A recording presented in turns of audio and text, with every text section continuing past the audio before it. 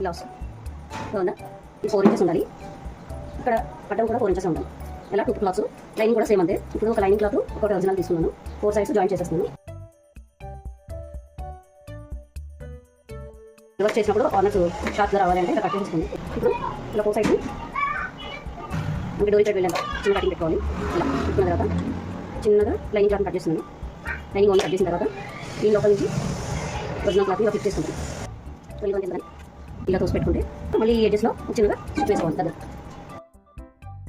Blouse డోరీ ఉంది కదా, దీన్ని ఇలా పెట్టుకొని ఒరిజినల్ సైడ్ నుంచి ఇక్కడ నుంచి ఒక పాదం వరుస డాక్స్ వేస్తాం కదా మనం, సేమ్ అలా అంటే ఇలా డాక్స్ లాగా వేయాలి. ఇక్కడ నుంచి ఒక డాక్ వేసుకోవాలి పాదం వరుస. ఇలా వేసిన తర్వాత ఇది కూడా సేమ్ ఇలా ఫోల్డ్ చేసి నేను కూడా క్లాస్ లాగా వేసుకోవాలి. ఇలా వేసుకున్న తర్వాత